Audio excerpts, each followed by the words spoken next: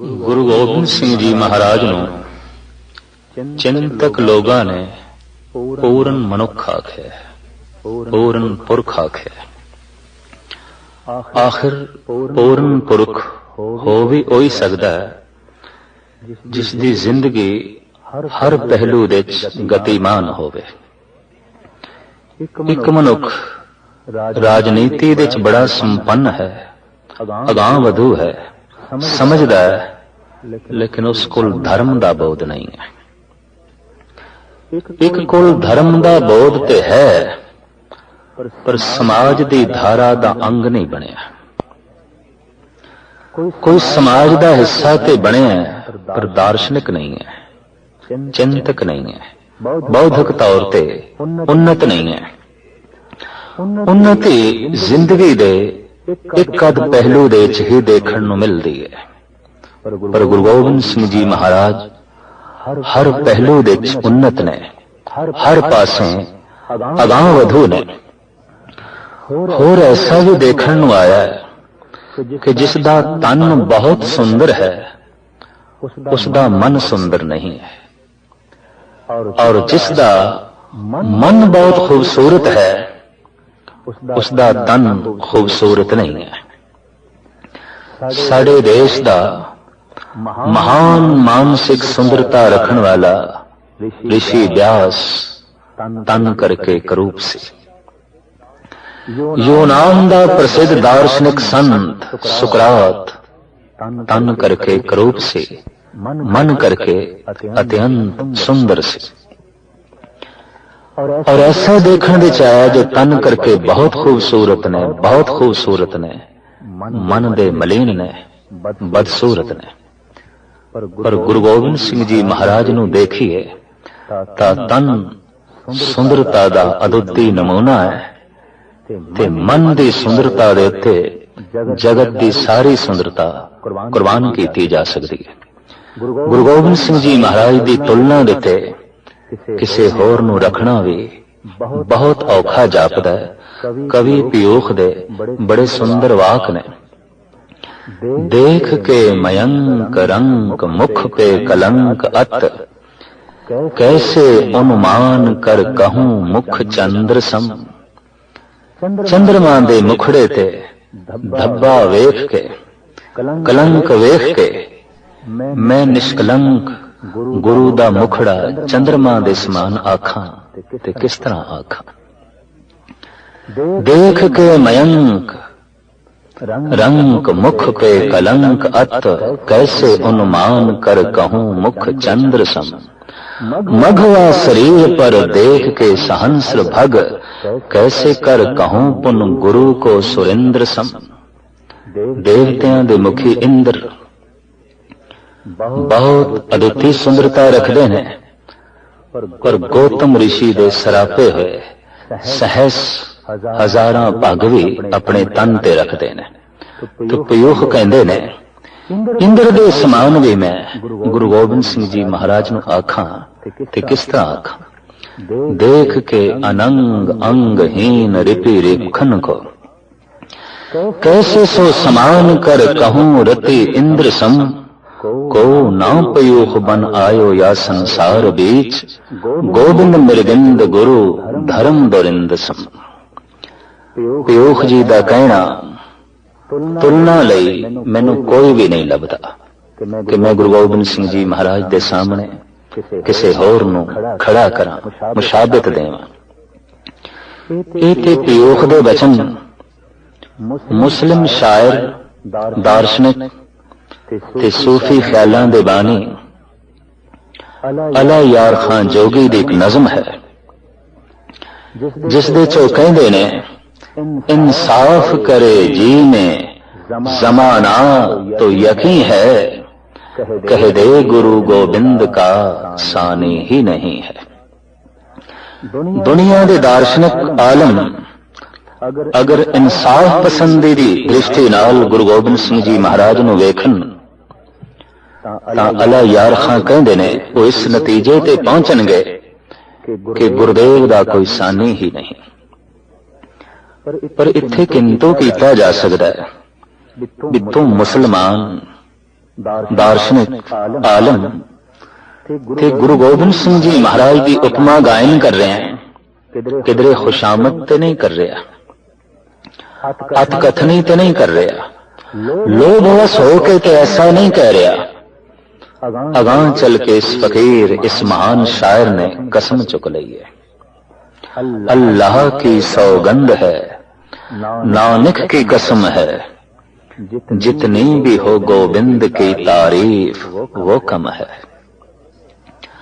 हर चंद मेरे हाथ में पुरजोर कलम है, पर सतगुर के लिखूं वसफ कहां ताबे रकम है।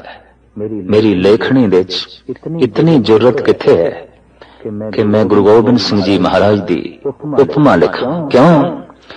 एक आंख से क्या बुलबुला कुल बहर को देखे, सागर को या मंझधार को या लहर को देखे। गुरु गोबिंद सिंह जी महाराज ते सागर दे समान ने। तो सागर दा मंझधार वेखिए, तट वेखिए, लहरां दा उछाल वेखिए, गहराई वेखिए, संपूर्ण सागर नूं ते वेखना ही अत्यंत कठिन है। ऐ गुरु गोबिंद सिंह, थोड़ी जीवन कथा पूर्ण रूप विच कथन करना ही औखा है। अकथ कथा अला यार खां जोगी दे ए वाक। आर्या समाज दे उगे प्रचारक लाला दौलत राय, जिन्हां दी बड़ी सुंदर किताब सुआने उमरी गुरु गोबिंद सिंह, तो कहंदे ने कि ईश्वर दी जद सारी सियाणत कट्ठी होई, ईश्वर दी जद सारी मेहनत कट्ठी होई, और ईश्वर दी जद सारी शक्ति कट्ठी होई, ते उस संग्रह तो जो बने उसदा नाम है गुरु गोबिंद सिंह। जिंदगी दे हर पहलू दी संपूर्णता दी झलक गुरु गोबिंद सिंह जी महाराज दे चों मिलदी है। आप पूर्ण संत ने, अठे पैर भक्ति भाव विच लीन रहना, प्रभु चिंतन करना, और कुछ ना भी होवे तां भी प्रभु नूं भुलाया नहीं। पिता शहीद हो गए, बच्चे शहीद हो गए, सिंह शहीद हो गए, घर बार तबाह हो गया, परिवार विछड़ गया, फिर भी मेरे पातशाह कहंदे ने ना साजो ना बाजो ना फौजो ना फर्शे, खुदावंद बख्शंदई ऐशो अर्श। ये ठीक है, मेरे कुल साजो समान नहीं, मेरे कुल धन संपदा नहीं, पर ए खुदा तेरा होना ही काफी, यही बहुत है। तू ते है की होया गिले नहीं, सिंह नहीं रहे, परिवार नहीं रहा, मेरे सिर दा साया मेरा गुरुदेव, मेरे पिता गुरु तेग बहादुर साहब जी महाराज नहीं रहे, मेरे मासूम बच्चे नहीं रहे, मेरी धन संपदा लुट ली गई, मेरे साथी शहीद हो गए, पर मेरा रब ते मेरे नाल है, मेरा परमात्मा ते मेरे नाल है। इतने भरोसे दे जीण वाले साहिब गुरु गोबिंद सिंह जी महाराज। एक आलम दा कहना है कि गुरु गोबिंद सिंह जी महाराज अनंत रूपां दे मालक ने। बैठे ने सिंघासन ते सिंघासन भी सोने दा, चौर हो रही है, सजदे हो रहे ने, नजराने भेंट हो रहे ने। इंज प्रतीत होंदा है जैसे कि शहनशाह ने, बादशाह ने, पर हाथ दे तलवार है, ललकार रहे ने किसी नूं मैदान जंग विच। ऐसा प्रतीत होंदा है सिपाही ने, योधे ने, वंड रहे ने धन नूं, संपदा नूं, हाथी ते घोड़े भी खुश होके तकसीम कर रहे ने, दे रहे ने। इंज प्रतीत होंदा है कोई महान दाते ने, महादानी है, पर पंज प्यारियां दे अगों हाथ जोड़ के खड़े ने, मंग रहे ने अमृत दी दात। ऐसा प्रतीत होंदा है जैसे कि कोई मंगता खड़ा है, भिखारी खड़ा है। हाथ दे च कलम है, जमना दे तट ते बैठे ने, किसी लंबी सोचनी विच ऐसा प्रतीत होता है ये ते कोई महान शायर है, ये ते कोई महान कवि है जिदी कलम दे चों अगम्मी नगमे निकल रहे हैं, जिसकी कलम दे चों गैबी संगीत का जन्म हो रहा है, जिसकी कलम दे चों फिलसफा रब्बी इंज जन्म ले रहा है जैसे कि पहाड़ां दे चों झरने फुटते हैं।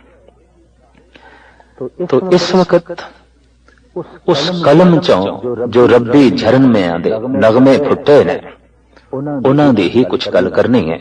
उंज गुरु गोबिंद सिंह जी सूरमा ने, दानी ने, दार्शनिक ने, विचारक ने, सिपाही ने, संत ने, योगी ने, लेकिन एक उन्हां दा महान पहलू है शायर ने, कवि ने। आप जद भी अपना कोई बचन उच्चारण करते ने ओदे ते अपने आप नूं कवि आखना नहीं भुलदे। कवि वो बाच चौपाई दिते साफ लिख दिता है कवि दे बचन। तो कवि दे कोल बड़ा विशाल हिरदा है, कवि दे कोल बहुत गहरा तल है, कवि दी अख बहुत दूर तक वेखती है। सो इस ढंग नाल गुरु गोबिंद सिंह जी महाराज दा जीवन दा एक ये भी अदुੱਤੀ पहलू है। और आपने जितना सन्मान कवियां नूं दिता रूहे जमीन ते अज तक इस ढंग का सन्मान शायर लोगां नूं, कवि लोगां नूं नहीं मिल सकिया। अपनी हजूरी विच 52 कवि आप अक्सर रखते सन। शौक इतना कवि ते कविता नाल प्यार इतना अज कवियां नूं बुलाया बहुत वड्डे तंबू दे कवियां नूं बिठा दिता और हुक्म कीता मेरे सामने कविता बनाओ। पहले दी बनी हुई कविता मैं सुनन नूं तैयार नहीं, हुणे ही बनाओ। दंग रह गए कवि। इस ढंग दा हुक्म पहले कदी नहीं होया। सो अपनी अपनी कलम चुक के लिखण बैठ गए ने कवि जन। इन्हां कवियां विचों महान दार्शनिक कवि चंदन जी भी बैठे सन। बड़ी अदुੱਤੀ कविता दा जन्म होया उन्हां दे अंतर आत्मे चो। लेकिन एक ख्याल आ गया कि गुरु गोबिंद सिंह जी महाराज फकीर ने ते मैनू देणगे कि इस कविता दे बदले जे मैं सुना भी देती। दूसरा एक कविता मेरी इतनी महान है कि इसनू कोई समझ भी नहीं सकेगा इस महफिल दे च। कविता पटां ते लिख लई, कागज ते नहीं लिखी। क्योंकि सब तो पहले बैठे सन सिरमौर कवि सन। तो गुरु गोबिंद सिंह जी महाराज ने आवाज भी चंदन नु मारी, भगत चंदन जी तुसी अपनी नज़म सुनाओ। हाथ जोड़ के कहने लगा महाराज नहीं बन सकी, मैं कविता नहीं बना सकिया। सतगुरु कहने लगे तू ते शुरुआत ही गलत कर दिती। असी तैथों कविता सुननी सी ते कवि दरबार तैथों आरंभ करना सी। चलो नहीं सुनदे, पर हुण मेरे नाल सारी जमुना दे तट ते चलो ते सारे इशनान करो। चंदन हैरान हो गया भी लिखी हुई कविता जो पटां ते है ते मिट जाएगी। सतगुर ने गल जान लई है, अंतर दी गल बुझ लई है। हाथ जोड़ के बेनती करन लगा पातशाह इशनान कराण दा हुक्म वापस लो, मैं कविता सुना देना। सतगुरु कहने लगे तू इनकारी क्यों होया, झूठ क्यों बोलिया। महाराज दो ख्याल आए, एक ते कि मेरी कविता कौन समझेगा, दूसरा मैनू कविता दा मुआवजा ठीक नहीं मिलेगा। ये दो भाव ऐसे आए ते अंदर हंकार पैदा हो गया ते मैं झूठ बोल पिया। सतगुर ने चौबदार नू आवाज मारी आखिया साडे घाई सिंह नूं बुला के लियाओ, जो घोड़े नूं खरखरा करदा है, मालिश करदा है। घोड़े वास्ते घास खोद के लियांदा है, बुला के लियाओ, भजे होया आया। इसदा नाम सी भाई धन्ना सिंह। सतगुरु कहने लगे, धन्ना सिंह ए चंदन, इसने ऐसी अजीम कविता उच्चारण की है, ओदे अर्थ असी नहीं कर सकते, बाकी दे कवि नहीं समझ सकते। तू चंदन दी कविता दे अर्थ करने ने। हाथ जोड़ के अर्जोई करन लगा, जोदड़ी करन लगा। पातशाह, आप दा हुक्म, आप दी बरकत, आप दी असीस दा सदका अर्थ हो जाणगे। बख्शिश हो गई, रहमत हो गई, सिर ते मेर भरिया हाथ गुरु गोबिंद सिंह जी ने रखिया। ते धन्ना सिंह कहन लगे, चंदन अपनी कविता सुनाओ। सुनांदा है, नौ सात पिए, नौ सात किए, नौ सात पिए, नौ सात पिया है, नौ सात रचे, नौ सात बदे, नौ सात पिया पर दायक पाए। जीत कला नौ सातन की, नौ सातन के मुख अंचर छाए, मानो मेघ के मंडल में कवि चंदन चंद कलेवर छाए। भाई साहब भाई संतोख सिंह जी लिखते ने, सुन धन्ना सिंह अर्थ बखाना। धन्ना सिंह ने गरज के कहा, चंदन मैं गुरु गोबिंद सिंह जी महाराज की हजूरी च बैठा ते बरकत भरी असीस लै चुकिया। तेरी कविता दे अर्थ मैं कविता विच करने ने। सुन धन्ना सिंह अर्थ बखाना, ती खोड़स बरखन में वाना, खोड़स खट दस 16। चंदन ने जो कुछ आख्या, नौ सात धीए, नौ ते सत 16 वरियां दी स्त्री, नौ सात किए, नौ ते सत 16 उसने श्रृंगार कीते, नौ सात पिए, नौ ते सत 16 वरियां दा उसदा पति, नौ सात पिया है ते नौ ते सत 16 महीनियां तो बाद उसदा पति घर विच वापस आया। नौ सात धीए, नौ सात पिए, नौ सात किए, नौ सात पिया है, नौ सात रचे, नौ सात बदे, नौ सात पिया पर दायक पाए। शतरंज दी खेड खेडी गई, 16 कलां दी बाजी लाई गई ते पति ने इस 16 कलां दी चौपड़ दी बाजी जित लई। जीत कला नौ सातन के, नौ सातन के मुख अंजर छा, जैसे हार गई पत्नी चौपड़ विच ते मुख शर्माकला हो गया। शर्म दे नाल मुखड़ा छुप गया, इंज छुपया कवि चंदन कहते ने, जीत कला नौ सातन के, नौ सातन के मुख अंचर छाए, मानो मेघ के मंडल में कवि चंदन चंद कलेवर छाए, जैसे बदलां दी ओट विच चंद्रमा छुप गया हो।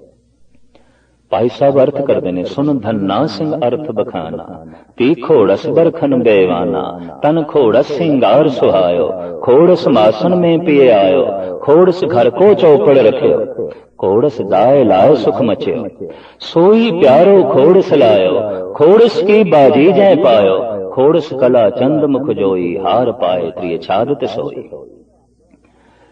धन्ना सिंह ने कहा, चंदन में तेरी कविता दे अर्थ कर दिते, पर हुण मैं कविता उच्चारण करन लगा, मेरी कविता दे अर्थ तू कर।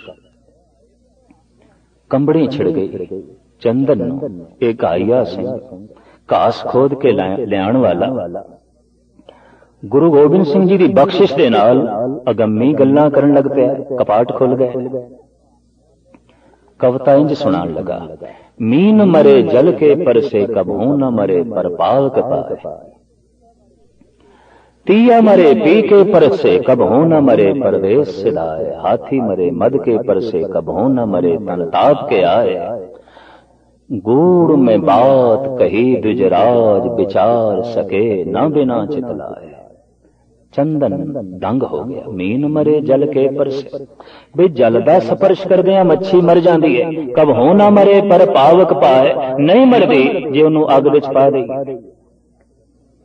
ये कविता ते अपने आप विच कुछ अनहोनी गल कह रही है। ਇਹਦੇ ਅਰਥ ਕੀ ਹੋ ਸਕਦੇ ਨੇ? ਖੋ ਗਏ। ਅਜੇ ਚੰਦਨ ਅਰਥਾਂ ਵਿੱਚ ਖੋਇਆ ਹੈ। ਤੇ ਧੰਨੇ ਸਿੰਘ ਨੇ ਇਸ ਕਵਿਤਾ ਦੇ ਨਾਲ ਦੂਸਰੀ ਕਵਿਤਾ ਵੀ ਸੁਣਾ ਦਿੱਤੀ। ਕੌਲ ਮਰੇ ਰਵ ਕੇ ਪਰਸੇ, ਕਬ ਹੋ ਨਾ ਮਰੇ ਸਸ ਕੀ ਛਬ ਪਾਵੇ। ਕਮਲ ਦਾ ਫੁੱਲ ਮਰ ਜਾਂਦਾ ਜਦ ਸੂਰਜ ਦੀਆਂ ਕਿਰਨਾਂ ਉਸ ਤੇ ਪੈਂਦੀਆਂ ਨੇ, ਨਹੀਂ ਮੁਰਝਾਂਦਾ ਜਦ ਚੰਦਰਮਾ ਦੀਆਂ ਕਿਰਨਾਂ ਪੈਂਦੀਆਂ। ਕੌਲ ਮਰੇ ਰਵ ਕੇ ਪਰਸੇ, ਕਬ ਹੋ ਨਾ ਮਰੇ ਸਸ ਕੀ ਛਬ ਪਾਏ। ਮਿੱਤਰ ਮਰੇ ਜਬ ਮਿੱਤਰ ਮਿਲੇ, कब हो न मरे जब दूर से दाए। सिंह मरे जब मांस मिले, कब हो न मरे जब हाथ न आए। गूढ़ में बात कही दिजराज, विचार सके ना बिना चितलाए। हाथ जोड़ के धन्ना सिंह के सामने चंदन कहने लगा, धन है तू गुरु का सिख, मैं हार कबूल की थी, तेरी कविता दे अर्थ में तो नहीं होंगे। तो धन्ना सिंह कहने लगा, मैनू हुण अर्थ करन दी लोड़ ही नहीं, मैं विश्राम नाल पढ़दा ते तैनू अर्थां दी समझ आ जाएगी। मीन मरे जल के परसे, कब हो ना मरे पर पावक पाए। मर जांदी है जद अग विच पा दे, जल दे स्पर्श करन नाल नहीं मरदी। तीया मरे पी के परसे, पत्नी मर जाती है पति का स्पर्श करदियां। तीया मरे पी के परसे, कब हो ना मरे परदेस से। हाथी मरे मद के परसे, कब हो ना मरे तन ताप के आए। कहंदे हाथी नूं इक्को दफा बुखार चढ़दा है और इक्को ही बुखार उहनूं लै जांदा है। गूढ़ में बात कही दिजराज, विचार सके ना बिना चितला। गुरु गोबिंद सिंह जी महाराज के कदमां ते आके गिरे ते चंदन कहने लगा, मेरी अगली कविता भी इसे ढंग नाल है। कौल मरे रव के परसे, कब हो ना मरे सस की छब पावे। मित्र मरे जब मित्र मिले, कब हो ना मरे जब दूर से लाए। सिंह मरे जब मांस मिले, कब हो ना मरे जब हाथ ना आए। गूढ़ में बात कही दिजराज, विचार सके ना बिना चितला। साहिबां दे कोल भुल बख्शाई और गुरु गोबिंद सिंह जी महाराज ने चंदन नूं कहा, पुरखा इलम दा मान नहीं करीदा, कविता प्रभु दी देन है, अकाल पुरख दी बख्शिश है। गुण प्रभु दी देन है, अवगुण मनुख दियां कमजोरियां। रो पिया चंदन, आखण लगा, बख्श दो हे प्रभु, ऐसा जे तुसी कीता है चंगा ही कीता है कि मेरे अंदर दा अहंकार दा गुबार जांदा रहा। कोल बैठे सन सुदामा, एक सुदामा श्री कृष्ण जी दे वकत होए ने ते एक सुदामा 52 कवियां दे चों एक कवि है गुरु गोबिंद सिंह जी महाराज दा। ते सतगुरु ने उसदी तरफ इशारा कीता, पुरखा तू सुना। हुण असीं कविता सुननी है, सब कुल सुननी है, लिखिए तो। हथ जोड़ के कहने लगा, पातशाह लिखिए, तेरी कविता विच की भाव है? महाराज, मैं अपनी कविता विच तुहाडे पिछले जन्म दा हाल लिखिया ते अपने पिछले जन्म दी गल कीती है। तू साडे पिछले जन्म नूं जाणदा है ते अपने पिछले जन्म दी जीवन कथा दा भी तैनूं बोध है? महाराज, बोध ते नहीं पर मेरी कल्पना।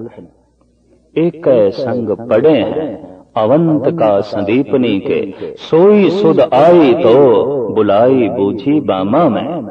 प्रभु, असी ते कट्ठे संदीपन दे आश्रम दे अवंतिका, जिसदा अजकल नाम उज्जैन है, अवंतिका दे पढ़दे रहे। एक संग पड़े हैं अवंतिका संदीपनी के, सोई सुध आई तो बुलाई बूझी बामा में।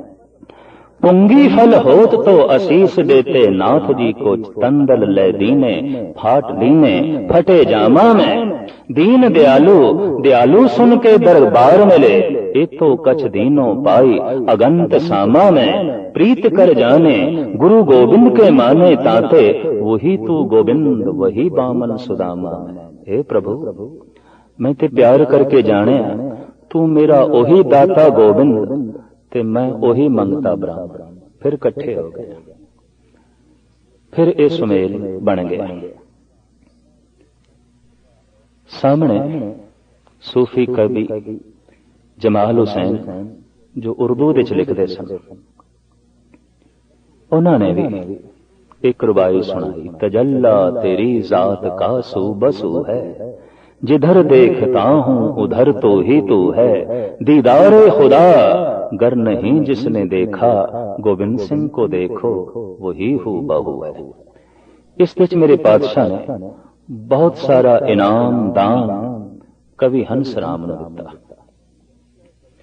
52 कवियों विचों सब तो ज्यादा प्रसन्नता गुरु गोबिंद सिंह जी महाराज दी हंस राम ते होई। एक हाथी दिता, 10 घोड़े दिते ते बहुत सारे उठां दिते, अशरफियां भांडे ते बस्तर लद के दिते ते 50 सिंह नाल शस्त्रधारी दिते बे इहदा साजो समान इहदे घर तक पहुंचा के कोई लुट ना लवे। ते जैसे हाथी ते बैठ के हंस राम चलिया, हिमाचल प्रदेश का रहने वाला पहाड़ दे चों ज्यों ये यात्रा इसने आरंभ की थी ते 22 धार दे राजियां नूं तौखला होया भी ये ते गुरु गोबिंद सिंह जा रहे हैं। घेर लिया, चारों पासे घेर लिया। हाथी ते खड़े होके राजियां नूं मुखातब होके, सिपाहियां नूं मुखातब होके हंस राम कहंदा है, हमला करन तो पहले मेरी एक कविता सुन लो। दुधंबी धुकारे बाजे, मानो जल धर गाजे, गरजत निशान ओ भय भान छिपो जात है। हाथिन के हल्का हजारन गने के है, जटत जवाहर जो जगमग गात है। कोर साजे जोर कर नालन को शोर सुने, संकट सुरेश ओ नरेश बिलखात हैं। हंस राम कहत बिराजो जिन भाजो, गुरु गोबिंद के मांगे कविराज चले जाते हैं। इते गुरु गोबिंद सिंह दे दर दा एक मंगता, एक कवि जा रहा है ते 22 धार दे राजे हैरान होके कह रहे ने, लै इते मंगता जा रहा है ते ये मंगतियां दी हालत है ते बादशाहां दी की हालत होवेगी, शहनशाहां दी की हालत होवेगी। गुरु गोबिंद सिंह जी मनुख दा बौद्धिक सतर उच्चा करन लई हमेशा कवियां नूं सन्मानित करते रहे, ताकि मनुखता आलम बने, विद्वान बने।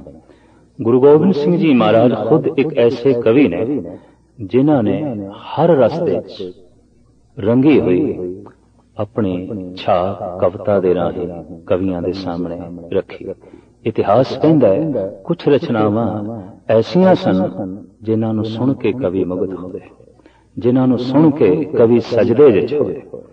शिंगार रस दी कविता, करना रस दी कविता, वीर रस दे छंद, रोदर रस दे छंद, भयानक रस दे छंद और बिस्माद रस नाल गुज्जी हुई, गुंदी हुई प्रभु नाम सिमरन दी कविता साहिब श्री गुरु गोबिंद सिंह जी महाराज दी ये अदुੱਤੀ देन है।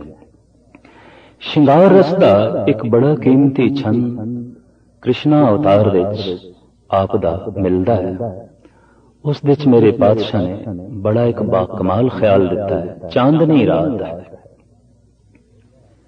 चिट्टी राधा तन ते चिट्टे कपड़े पहन, हथ विच चिट्टे हाथी दंद दा चूड़ा पहन ते पैरां विच चिट्टे हिरन दी खल दी जुत्ती पहन। चिट्टी चांदनी रात विच मिलन लई चली काले सांवरे श्री कृष्ण। साहिब गुरु गोबिंद सिंह जी महाराज इस मिलाप दा दृश्य इस छंद दे राही इस ढंग नाल वर्णन करदे ने। सेत धरे सारी ब्रिख भान की कुमारी, जस ही की मनो बारी, ऐसी रची है ना को दई। विधाता ने राधिका दी तरह तन दी सुंदर, मन दी सुंदर, आलम विद्वान, भक्ति भाव नाल संपन्न होर कोई नहीं रची।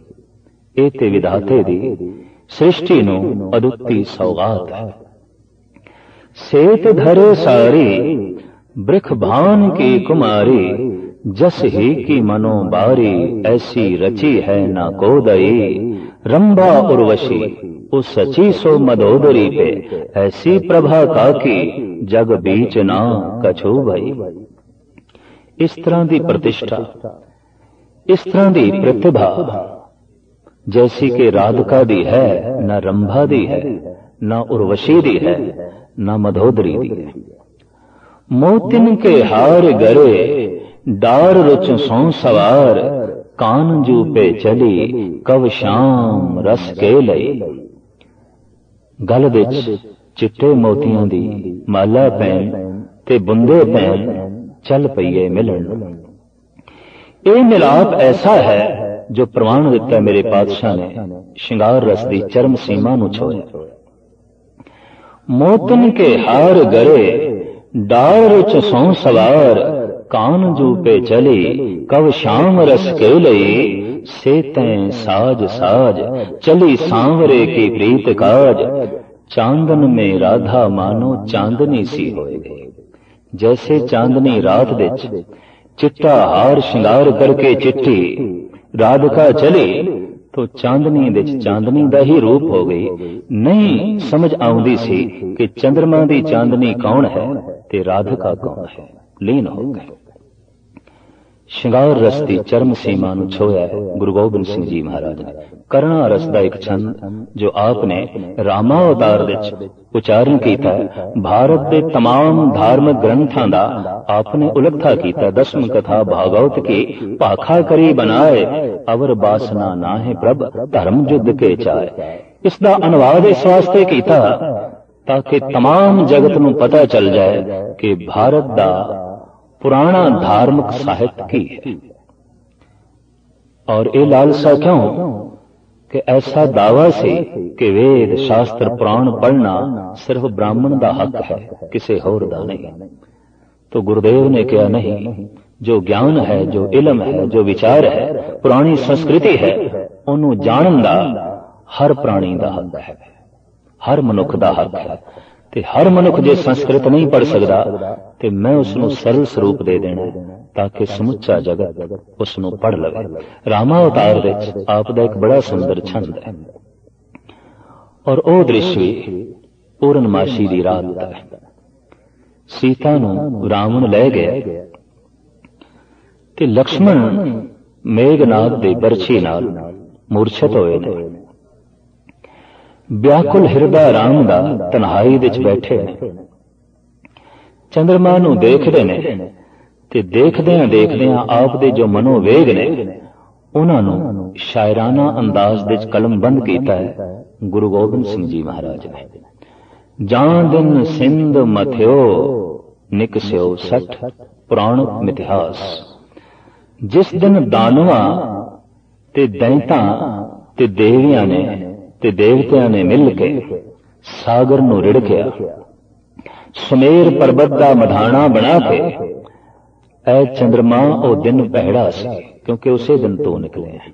जां दिन सिंध मथ्यो निकस्यो सठ, तां दिन ते घरी कहे कोई। राह गलियो उगलियो सठ आग समान जरावत मोही। तेनू राहु ने अपने मुंह च पाया ते फिर कढ़े। सुने तेरी किरणा शीतल ने पर तेरी एक एक किरण मैनू अग दी प्यास आग समान जरावत मोही। खंड ससी ए जान दे में तो ये चंद्रमा हिरदे च जान मैं हुणे धनुष बाण चुकना ते एक कोई तीर नाल तेरे 7 टुकड़े कर देने। क्या ऐसा होया? गुरु गोबिंद सिंह जी महाराज कहते ने धनुष बाण रुक गया। क्यों रुक गया? अभी चढ़ाओ कुवंड करूं सतखंड, ससिए जान दे में तोई। पर है न कछु बस राम कहो, जो तो जान की मुख छाए न हो। ऐ चंद्रमा काश कि तू सीता दी छाया ना होंदा, तेरे चो मैनू जानकी दा मुखड़ा ना दिखाई देंदा तो मैं तेरे 7 टुकड़े कर देने सन। हुण नहीं करना। गुरु गोबिंद सिंह जी महाराज जद वीर रस की कविता नूं जगत के सामने रखते ने तां उसदा भी अपना एक अदुੱਤੀ रंग है। आप फरमान करते ने जो किछ इच्छ करो धन की, तो चलियो धन देसन देश ते आए। हे प्रभु जे मैं धन की इच्छा करा ते इच्छा तो बिना देशां विदेशां तो इंज चल के आ रहा है जैसे सागर की तरफ नदियां चल के आ रही। जो किछ इच्छे करो धन की तो चलो धन देशन देश ते आवे। ओ सब रिद्धन सिद्धन पे हमरो नहीं न या ललचावे। हे प्रभु ना मैनू रिधियां चाहिए ना मैनू सिद्धियां चाहिए, ये मेरी मंग ही नहीं। ते हे प्रभु होर भी सुन ले और सुनो, कछ जोग दिखे कर कौन इतो तप के तन तावे। हे प्रभु होर भी सुन ले, मैं प्राणायाम नहीं करना, मैं योग साधना नहीं करनी, मैं धूणे नहीं तपाने, क्योंकि मैनू रिद्धि नहीं चाहिए, सिद्धि नहीं चाहिए और मैं धन की इच्छा भी नहीं रखता। लेकिन हे प्रभु मेरा मन अमंग भी नहीं, कुछ मंग है मेरी, कुछ चाहत है मेरी। की चाहत है तो आप अपनी चाहत अकाल पुरख के अगों रख दे। और सुनो कछ जोग दिखे कर कौन इतो तप के तन तावे।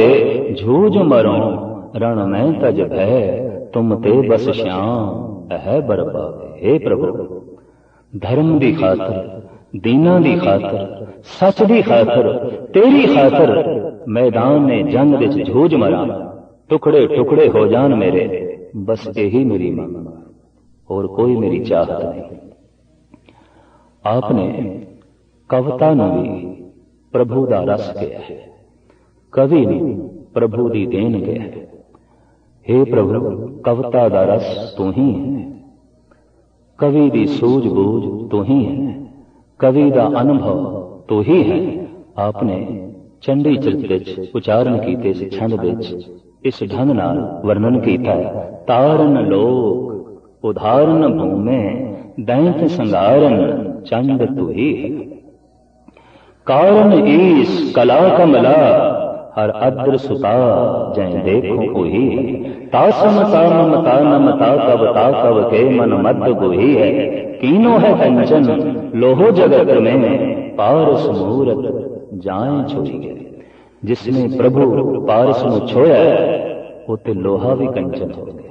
हे प्रभु तासम ताराम तानम ताकव के मन मध्य गोई है।